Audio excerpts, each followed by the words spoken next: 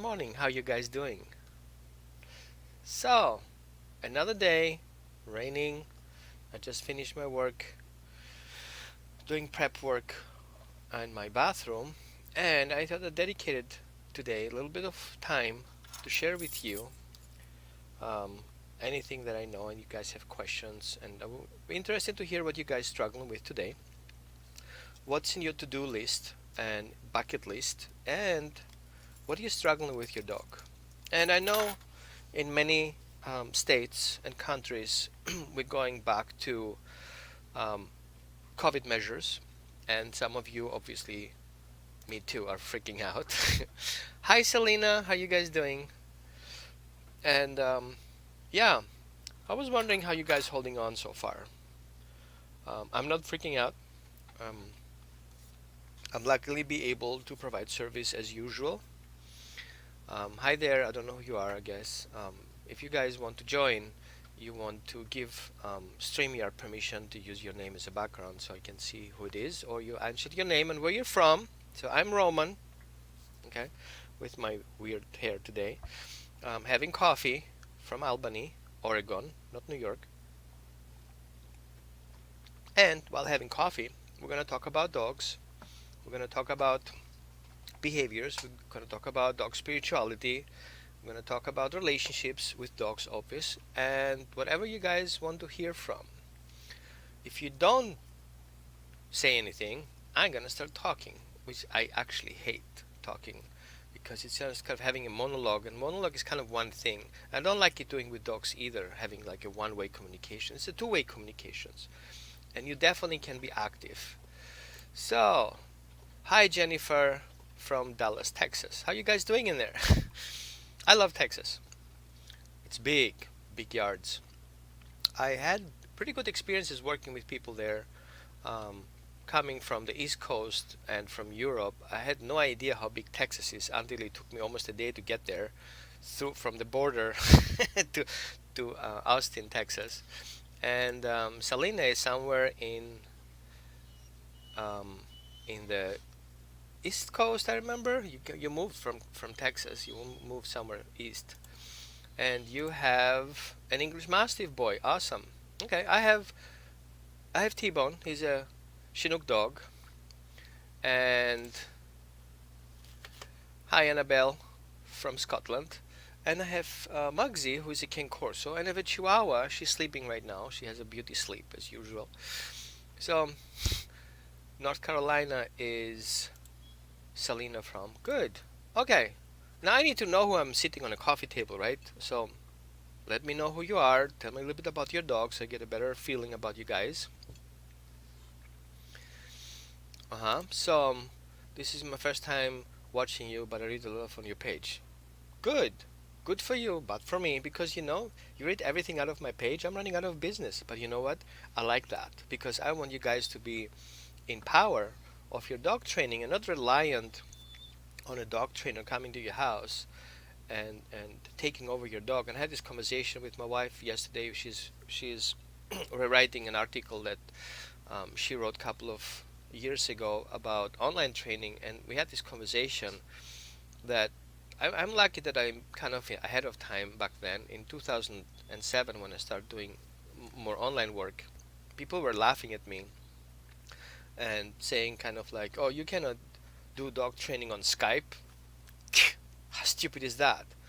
And I was like, yes, you can. So if the base is here, and again, communication comes in again.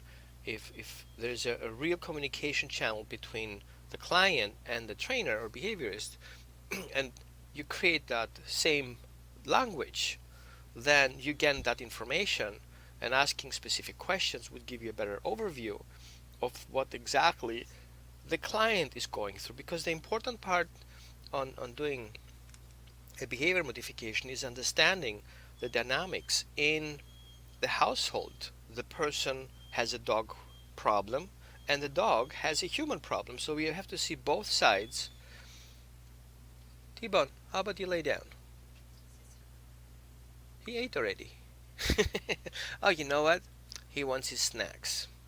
He knows that I have snacks in my car because he smelled them, so he wants them. Now, how about you lay down and get your snack right when we're done? Anyway, and I recognize that once you establish that communication level, and people understand how they express themselves, they can explain to you what they see and how they feel, because that's what matters at that point. And it's kind of like a measuring tape. If I have a measuring tape here, that's kind of, you see the numbers, okay? So I'm pulling that measuring tape, and you have no clue what exactly that measuring tape is. So you see numbers and you say, my dog is aggressive 10. Like, for example, here the English Mastiff, who has a bite history of another dog.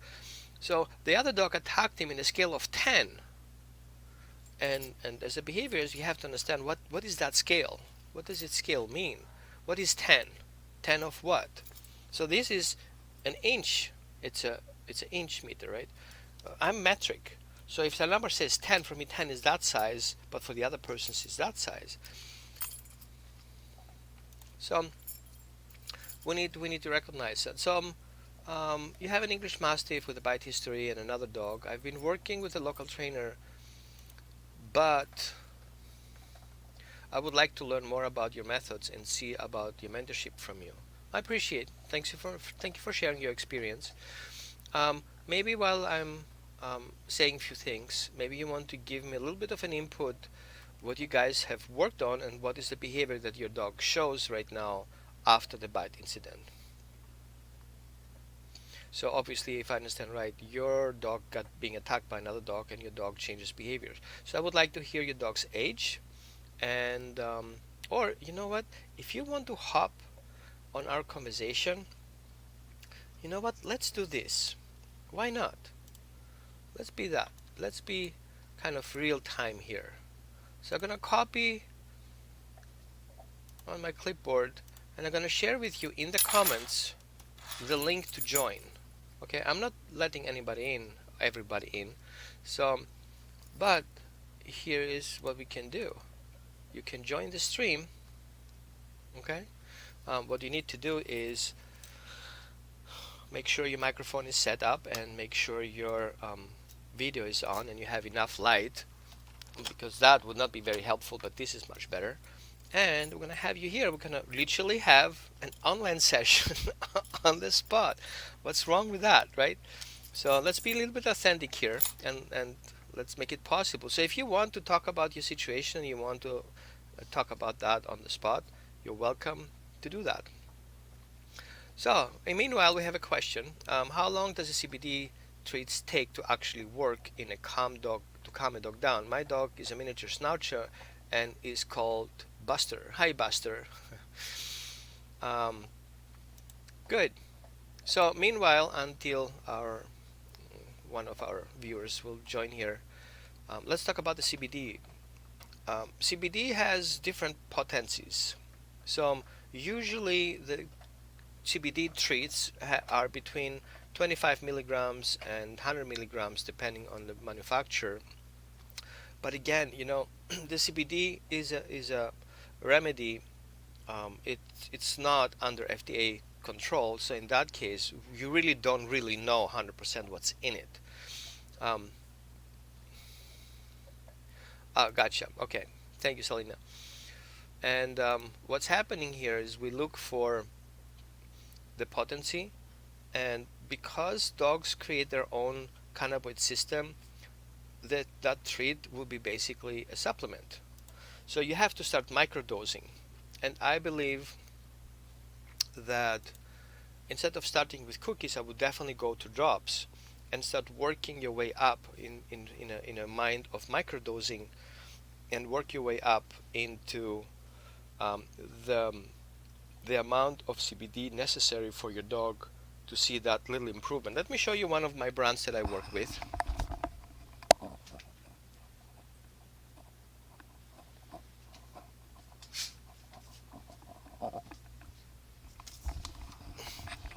Here, as we speak of, here you go. So I have a brand. It's called this is for Simply Colorado Sphagiric Hemp Extract, and this bottle looks like this, and it looks very simple and not very fancy with golden inscripts, and it's a very interesting chart because the way it's extracted makes a huge difference of how pot, the cannabis and hemps are working. So I would say for you guys who are interested, I will post the link into the comments so you can guys read a little bit more out of it. I don't want to waste our time talking about those details. However, if you go with drops, this particular one is a 500. You can get it on my website. I started with 3 drops, 4 drops, 5 drops, 10 drops, and now I'm on a quarter squeezer, like 0.25 milligrams on a 100 or 75-pound dog, and that works fine. And so if you don't see calmness yet, I would increase the potency. Okay, hold on, guys. Whoever is quickly on my website can go to, let me pull it up for you.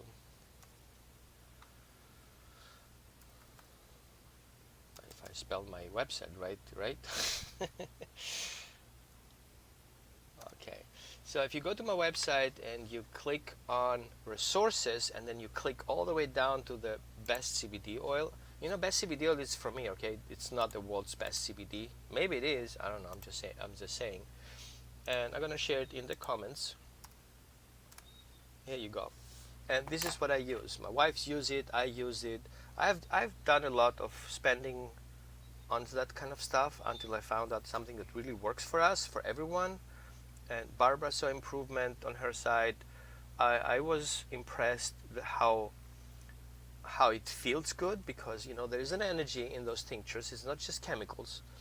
And I really liked the way it felt like. We tried one that was locally sourced from a dispensary here in Oregon, and literally I felt bad. Actually, I felt uncomfortable. And it was 50-50. It was 50% THC and 50% CBD. And I was like, it didn't feel good.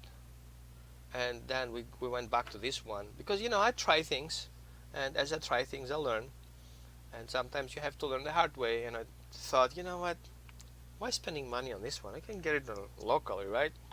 Wrong. You have to stick to the quality, and you cannot do around that.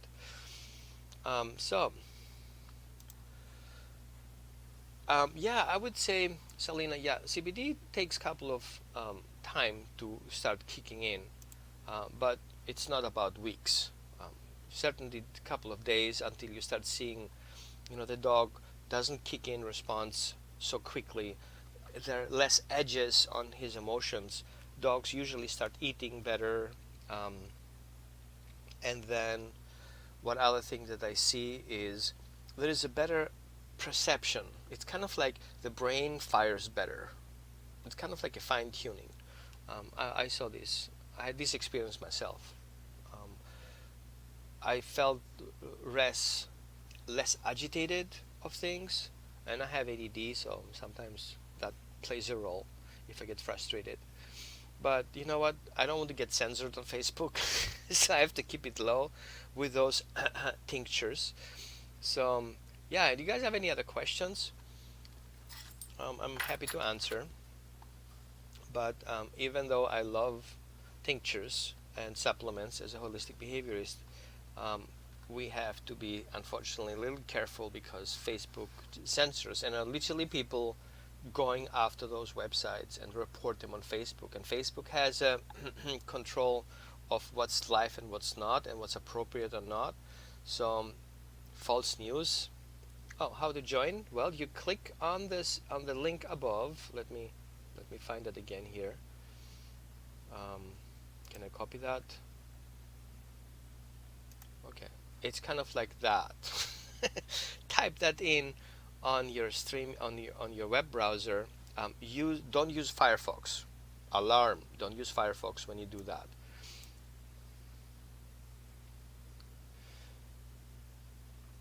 Yeah, well, let me share you the link. Sorry, right, I agree, I didn't share that link. So it's on my blog page. So if you scroll down my blog page, you will see about CBD. Let me find it for you, and I put it in a link. super interesting.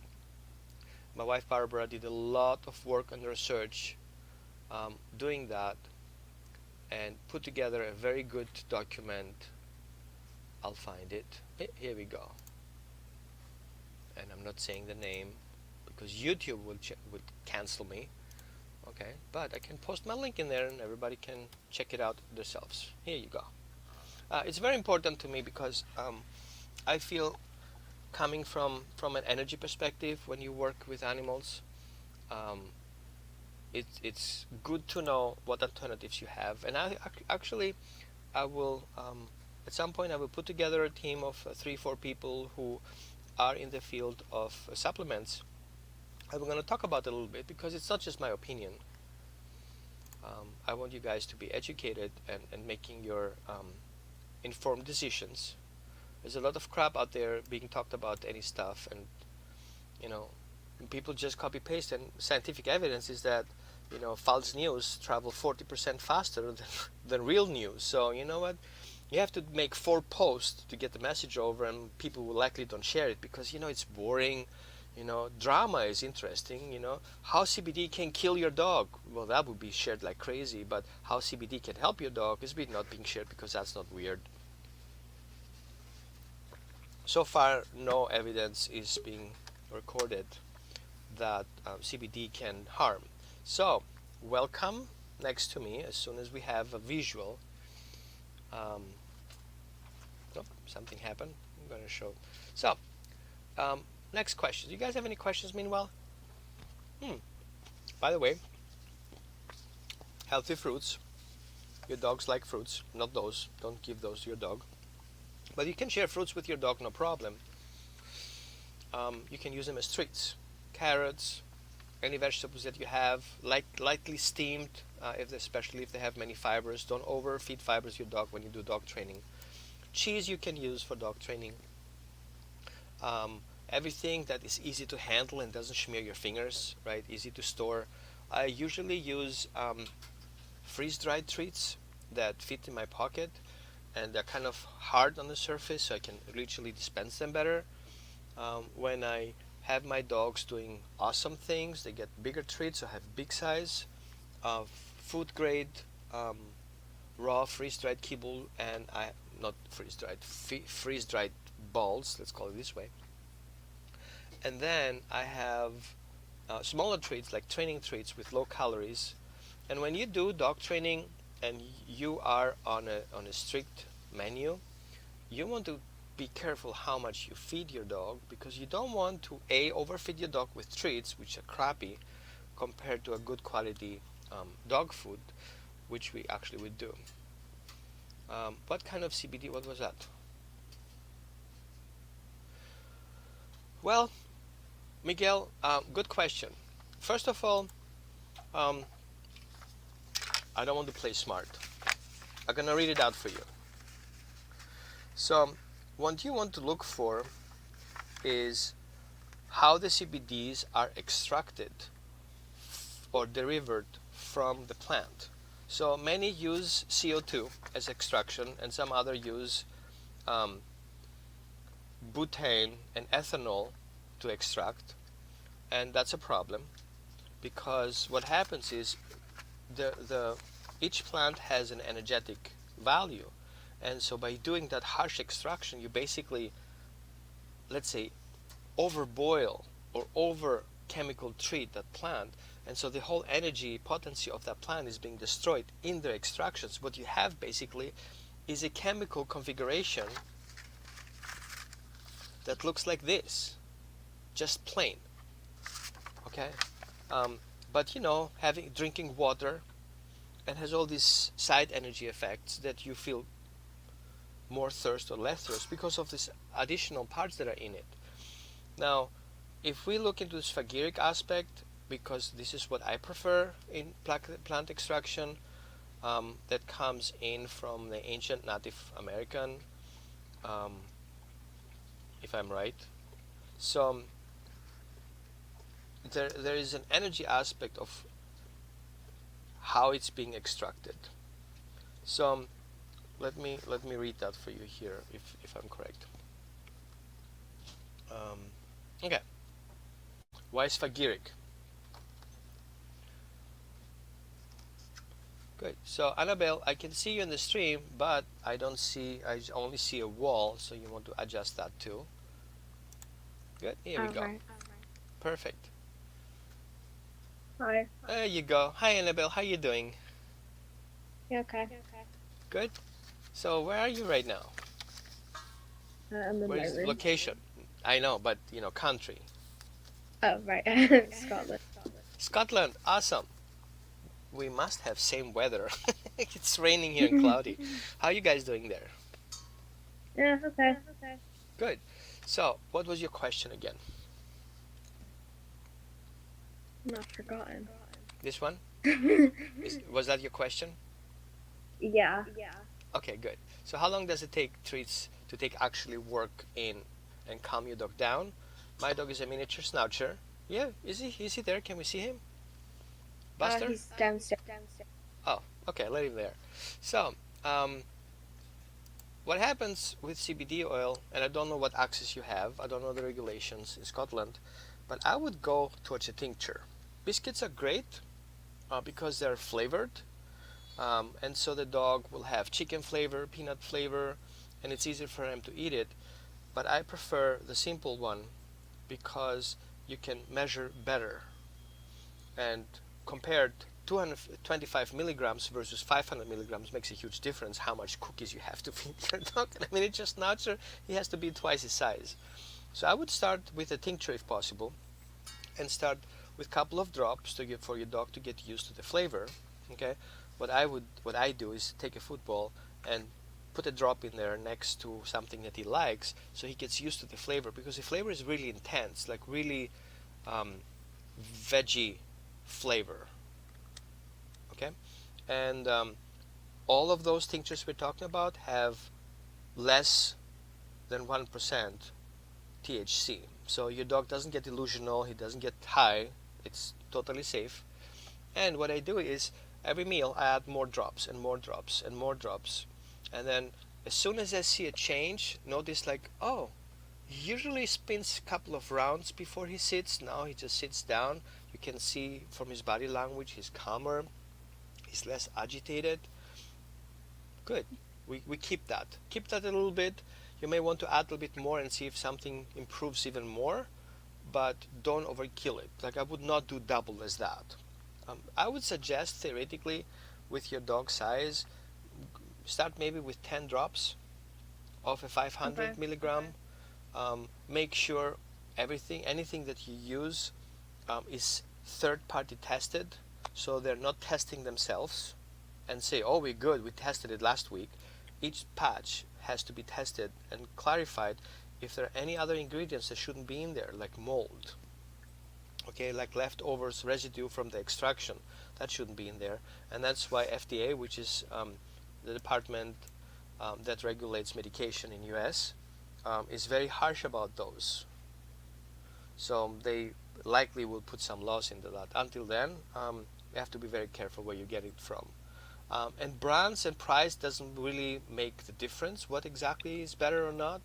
So you really have to read behind the scenes and see who certifies that company. Do they have on their website a proof that they did um, the tests, and you want to ask them to share the test with you so you have a visually access to it. Now, what is the behavior that your dog shows that you want to have um, giving a tincture? Um, I just don't want him like always like waking me up. When is he waking you up? He'll just like Like come in early in the night or any time during the night? he'll just like come in at random time and be like, Mm-hmm. Okay. Does he have free access to your bed? Does he yeah. sleep in your bed? What's the situation? So he comes from No, down just upstairs. he'll bark a few times and then Okay. he'll go back out. Oh, he comes to your room barking and then he goes out. Yeah. And then he'll stop Okay. barking. Gotcha. Um, when he does that, Have you noticed that you have nightmares, or you sleep deep, or is you worried about things? Do you see some things happening more often than others? No. Okay. So when he comes in and barks, what do you do? I just like try to ignore it. hmm Have you seen any improvement by ignoring him? No. Not really. Okay. Is this every day or is it sometimes? Just like every day. Oh, Jennifer. Okay. So Jennifer, before you hop on, do you mind sharing on the stream what you would like to talk about? I cannot hear you, but maybe you post it in the message in the personal and private chat.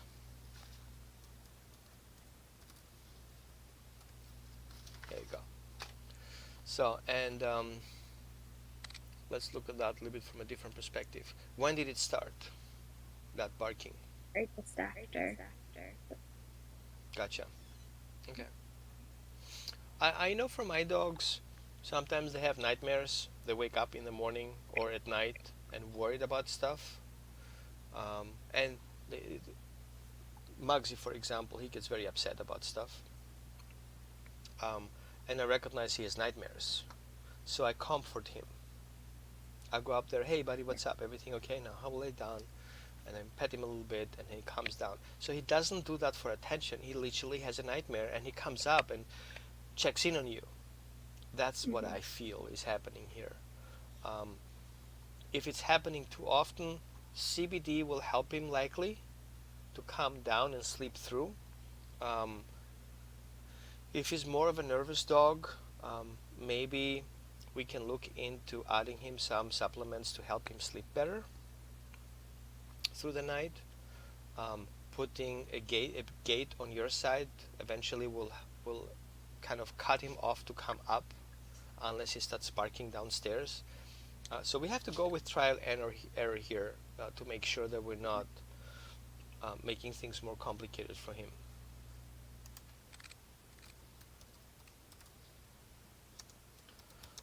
Hold on, let me ask Jennifer something.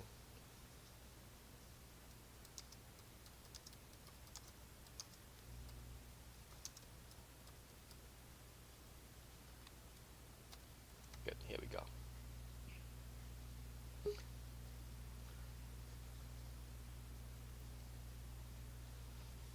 Good. Um, does it answer your question, Annabelle? Yeah. Good. You hang in there. I'm gonna let Jennifer in here. Right now? Is this There better? you go. Hi, Jennifer. Okay, I'm on my phone instead of my iPad now. So, Good. Tell me a little bit about yourself and why do you want to be here? What do you want to share?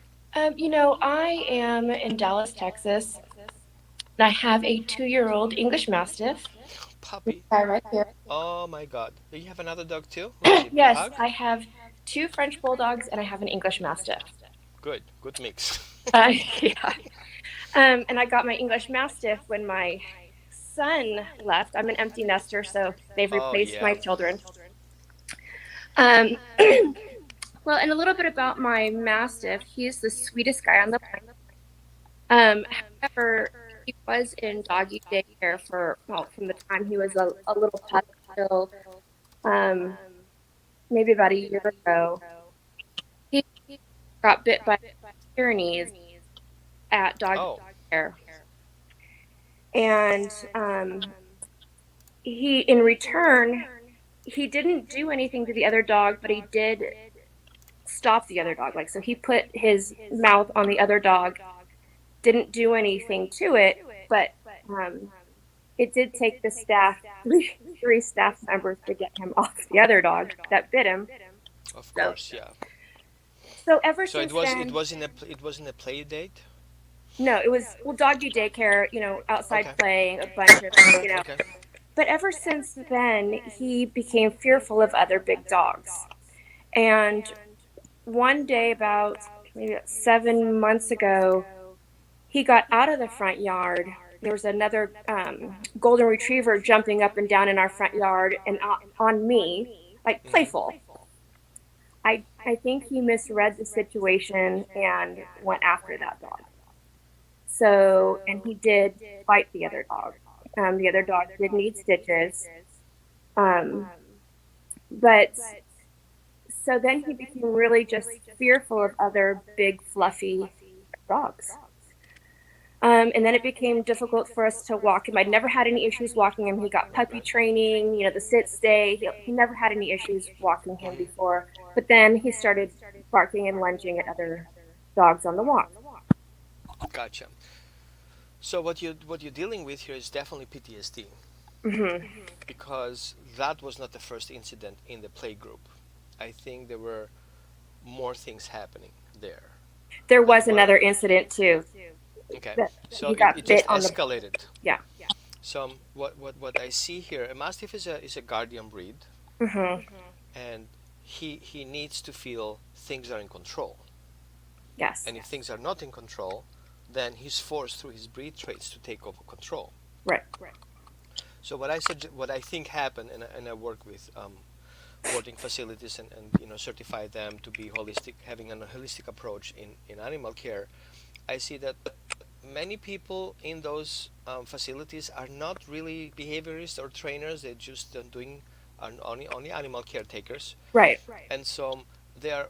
It's really overwhelming having so many dogs, and these people are not getting a lot paid. So also the amount of payment is low, and Hmm.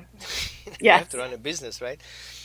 However, I feel sometimes those people are not equipped to handle situations. And Right. it was not about your mastiff, it's about helping the other dog who are unruly and disrespectful to get overwhelmed and recognize when those triggers kick in to remove them from the group, help Right. them calm down and put them back together, or change the group setting. Right. You cannot have different types of dogs playing in the same area that are not capable of handling it. So Right. if your dog, for example, puppy, see things going wrong, he has the confidence to step in. Doesn't make him dominant because many people will use the term dominant. Hmm. I think that's the issue here. Yeah. And so we have had some training recently. Hmm. So, and it's gone really well. It's helped out a lot. It's given me tools to and she doesn't use e-collars. She's very, it's force free training. Perfect. And she's given me a lot of tools to Tell me a little bit about communicate with that. him, and she actually did the base training with him through board and Hmm. train. Um, and she's been working with me, but now I feel like we've hit a plateau. Um, and so now I'm looking for, and my Mastiff and I have a great relationship. So I think that now I'm looking for, um, kind of for me, how to communicate with him, like when we're on walks and things like that, that it's okay. You don't have to protect me. I'm safe. Like, you don't need to protect me. We're safe. Like, and so, um, we're just kind of in it. I was reading a little bit about your attachment relationship too, and I'm wanting to deepen my relationship with my mastiff so that way, I want him to trust me, so that I'm protecting us, that he doesn't need to protect us. I guess that's. Yeah, yeah. Well, there are two things that happen here, I think. There's a misinterpretation of what's happening. Mhm. A dog who's triggered. Oh, I have a feedback here. Give me a second. Um, when we look at a dog who has a trigger Mhm. response, it happens in segments. The first one is when the dog starts seeing the behavior. Right. Let me see. I think I have a YouTube, and I would like you to. I will share it with you. Let me pull it up and share with you guys so you see what I'm talking about. Um,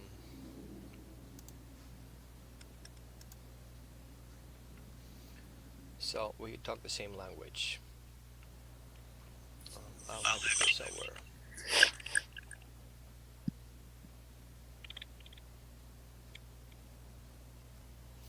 Hold on with me a little bit. Okay. have so many videos, I have to go through them. Okay, I think I got one. Yep. Good. Let me share screen with you, and we're gonna go through that a little bit. I know it's counterproductive, but I want you to at least to see it. Let me also share the audio because it's funny. For you guys who have a dog in the background and watch that video, now it's a good time to put your headphones on because you're gonna hear barking and your dog will hear that too. Oh, yes, Okay? they all react to that one. Good. Let Okay. me get my AirPods. Just giving a heads up. So we're gonna watch on a beagle. It will be a very cute beagle. Okay. Ready? Good. There you go. So you see here, you see that's Sandy, my fake dog, and in the far right top background you're gonna see a person walking a beagle. Okay. Now imagine that happening with a 150-pound dog, like your puppy's getting soon. My mastiff is 210 pounds right now. There you go. So this is a first intro. We haven't done any training yet, so this is what happened. I was like, what is he doing? Okay. So, and the next thing I would like to show you is, hold on, I don't know what's going to happen next. Hold on. Oh, obviously that's not us. Go ahead. Oh, my mastiff is 210 pounds. Yeah, that's a lot of a dog. So let me check in here a little bit, and let me get out of that scene. Hold on, escape, and go back to the previous video so I can share with you guys what happened next, because this is what I want you to focus on. Good. So then, at the same day, I start doing the session. Okay, I'm gonna mute you guys for now. You can. How about you mute yourself and unmute yourself? It's better because I have this background coming in. I'm gonna share the screen with you what I worked on with that particular dog, like 5 minutes after you saw the video. Okay, ready? Okay.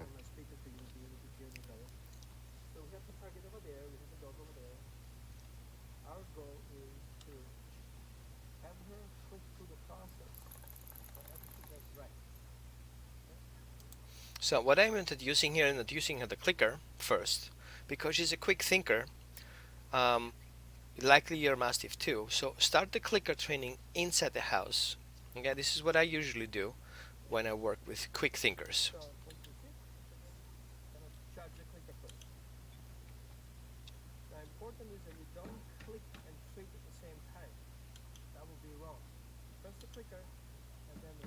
So I would say keep half of a second space between your clicker and the reward. So what we want to do is we want to charge the markers.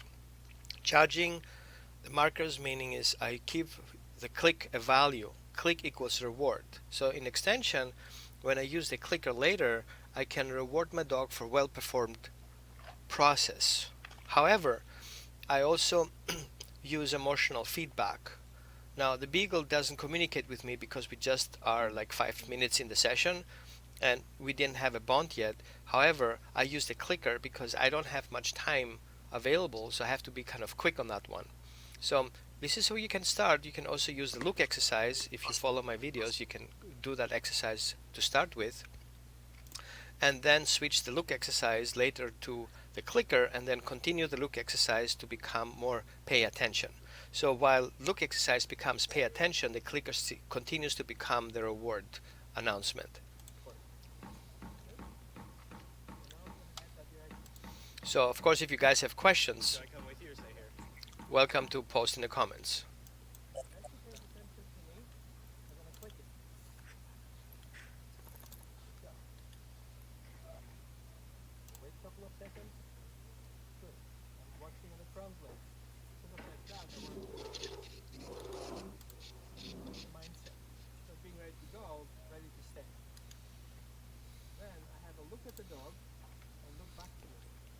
So what I explained here is I need to reward the dog's mindset, not only the body language. So it's not about the dog sitting, it's how the dog sits.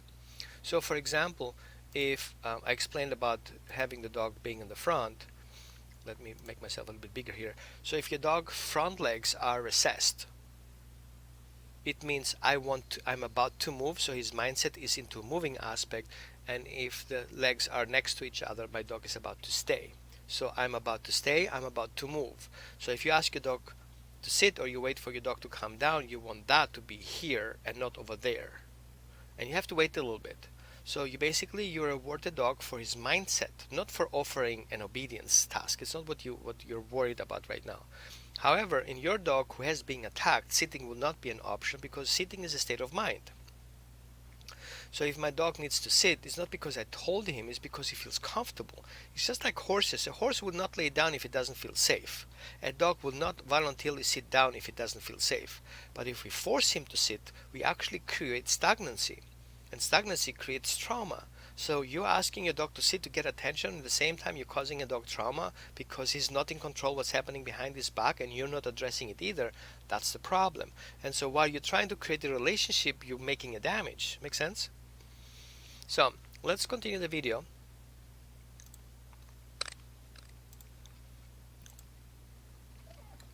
So next thing what I do is I have the dog, let's watch that again. I have the dog look at the trigger while I am in a safe distance. So basically I will be about 30 feet away from the dog, and the dog feels safe. He sits on his own. I rewarded that, and now I wait for the dog while he feels comfortable to have a look and flirt with the situation, and I click for it because he didn't bark and he didn't agitate. Then I have a look at the dog and look back to me. Did you see that, right? So looking at that is fine. Return for more information.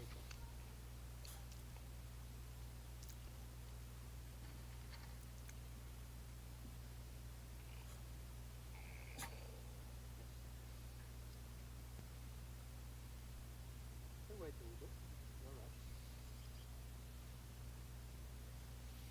So basically why I waited is because the dog was still stressed. He was looking around. He sneezed. And I wanted for the dog to wait a little bit longer. Good? Looking at that, I click. Okay.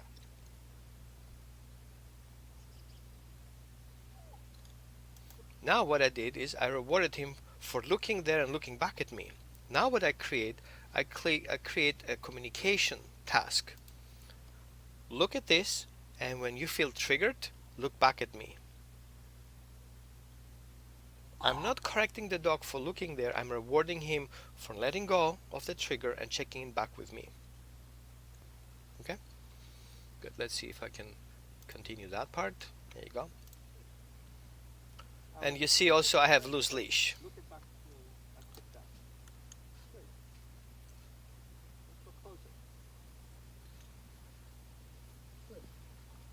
So the next thing what I did is because the dog is in the sit position, he feels comfortable and calm, I'm gonna make a step forward, and as the dog doesn't pull on the leash, I click that too. So basically I click everything that a dog performs that I like and appreciate, and I don't click things that I don't like. If things happen that I don't like, I basically go back to the previous level at the area under threshold where the dog didn't respond. Good. Now the dog voluntarily sat down, which means there he feels safe. So the dog on his own created that safe space.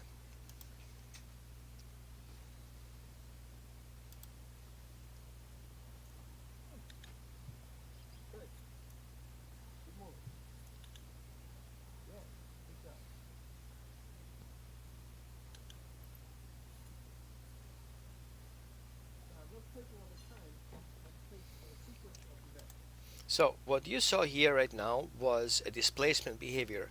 The dog basically went away from his path, look at the side.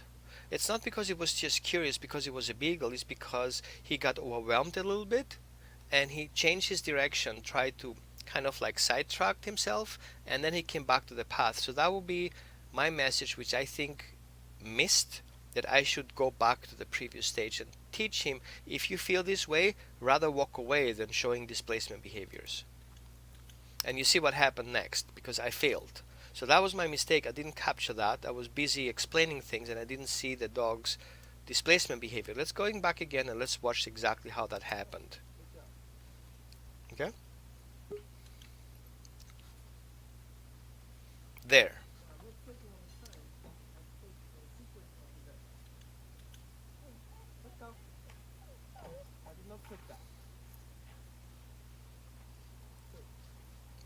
So the next thing I did is, once went beyond over threshold, I called him back to safety, and then start all over again.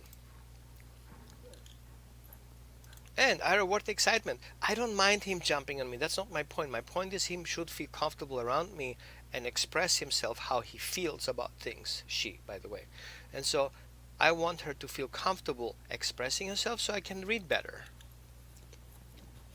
And by the way, she was jumping all over me usually, and that's why I clicked her when she didn't jump. You see that face?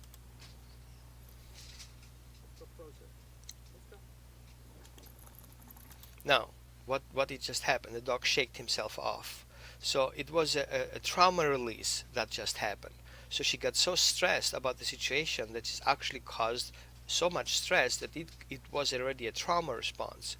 So that shaking off is basically shaking off that trauma. Good. You saw I start clicking, clicking, clicking as the dog moved on, but as soon as the dog is about to lose my contact, I stop clicking. And by the end of the leash, before really the leash was tense, the dog automatically returned because I taught him already what to do when he gets a threshold. And the dog voluntarily sits again, leaving the problem behind. Okay, let's stop here. I'm sure you guys have any questions, so you're welcome to unmute yourself. Any questions? Yeah, you know what? Part of the training that I went through with him, that looks almost identical. Mm-hmm. But I'm able to do that inside the home. But I struggle to get his attention and to be able to do that outside the home. Good. It's because you have to build your secure attachment in the house and then starting expanding that to outdoors. Here's what I suggest. I know you're working with a professional.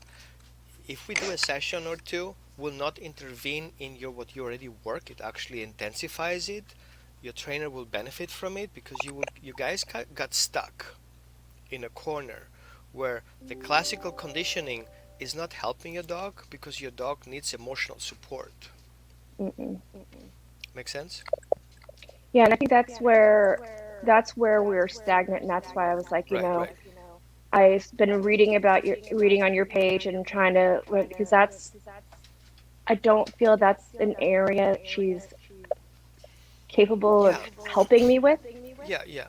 How about you message me? You have my Facebook thing. Message me and we can Mhm. schedule something, sit down and walk you through the parts that you're missing.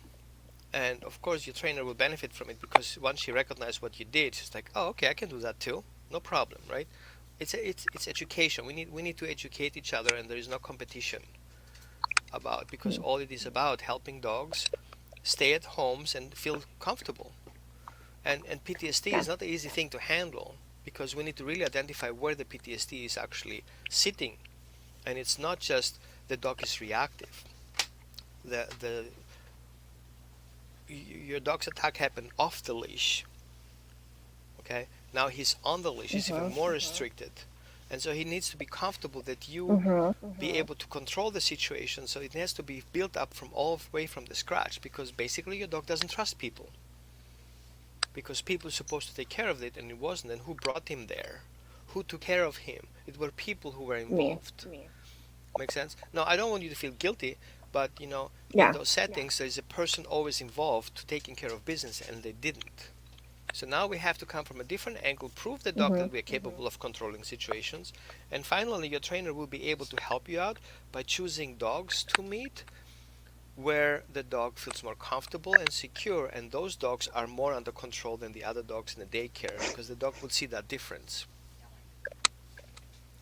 Make sense? Right. Good. Yeah, our time is over. We have 3 minutes to slurp over our coffee. How do you feel so far what we did, and how do you like the idea of having you here live and showing you the videos and walking you through the process?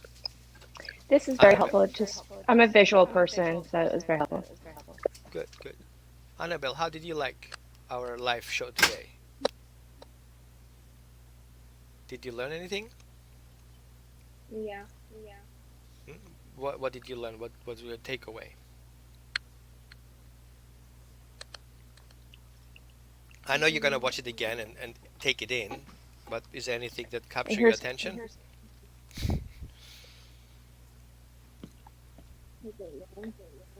No worry. Selena, hi there. How you doing? I this cannot hear you for some reason. like You need to fix your mic. what I gave you a good visual of Harold. Jennifer.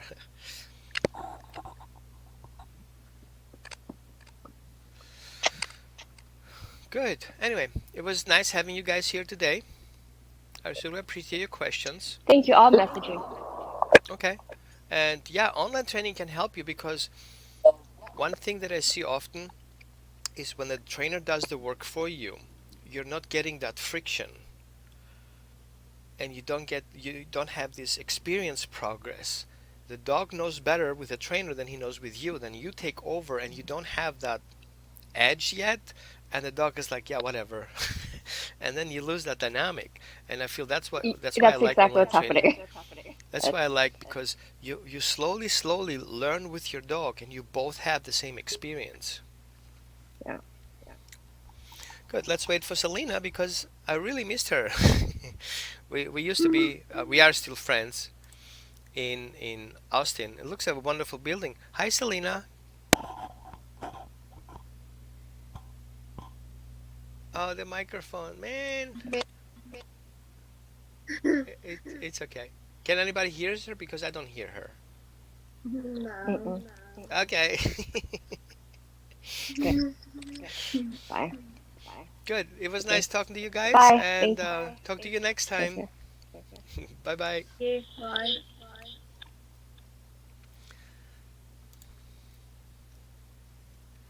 Good. Thank you so much for watching today, and looking forward to talk to you about next Saturday. Bye bye.